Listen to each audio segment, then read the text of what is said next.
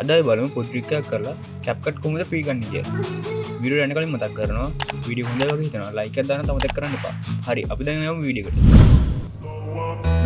පළවෙනියට description එකේ තියෙන link එකෙන් ගිහිල්ලා මේ ෆයිල් එක ඩවුන්ලෝඩ් කරගන්න. හරි ඒක කරලා ඩබල් ක්ලික් කරලා මේක ඉන්ස්ටෝල් කරගන්න.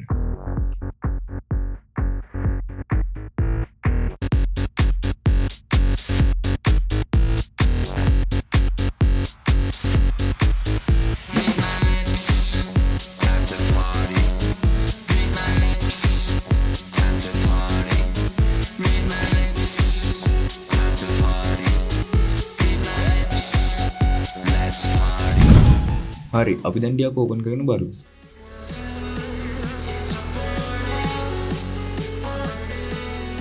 වැඩි වෙලා මේක ඕපන් කරගෙන ඉන්න එපා.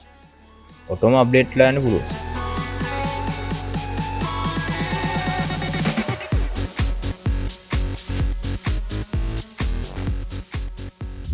දැන් this PC එකට යන්න. ඒකේ C එකේ user කියන ෆෝල්ඩර් එකට යන්න.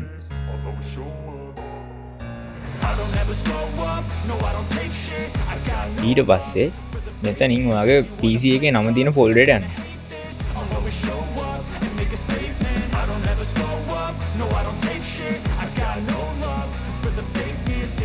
මේකේ අප්ඩේට් කියන ෆෝල්ඩර් එකට යන්න. ඒ ෆෝල්ඩර් එක ඔයාලට පේන්නේ නැත්නම් මෙතන මේ මම පෙන්නන ටික් දෙකම ඔන් කරගන්න. හරි hidden item කියන එක වෙන්නේ hide කරලා තියෙන ෆයිල් ඔයාලට පේන්න ගන්නවා මේ ටික් එක ඔන් කරාම. ෆයිල් name extension කියන එක වෙන්නේ ඒ ටික් එක ඔන් කරාම ෆයිල් වල extension පේන්න ගන්නවා. උදාහරණයක් විදිහට කිව්වොත් image.png කියන එකේ png කියන එක. හරි මේක දැන් අප්ඩේට් කියන ෆෝල්ඩර් එකට යන්න. ඒකේ local කියන ෆෝල්ඩර් එකට ඊපස්සේ අපිට තියෙන CapCut කියලා ෆෝල්ඩර් එක. ඒකට ඇතුළට යන්න. ඒකේ CapCut කියන ෆෝල්ඩර් එකට පස්සේ ඒකේ තියෙනවා user data කියලා. ඒ user data කියන ෆෝල්ඩර් එකට යන්න. හරි දැන් තියෙනවා download කියලා ෆෝල්ඩර් එක. ඒක ඇතුළට යන්න. මෙතනින් right click කරලා new text document එකක් open කරගන්න.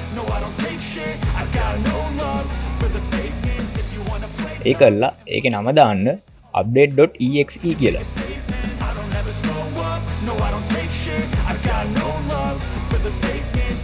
ඒකල්ලා properties වල ගිහිල්ලා read only කියලා ටික එක දාගන්න.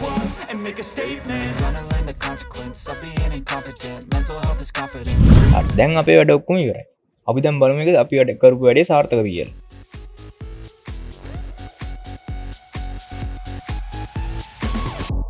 මම දැන් CapCut එකට වීඩියෝ එකක් ඉන්පුට් කරගන්නවා.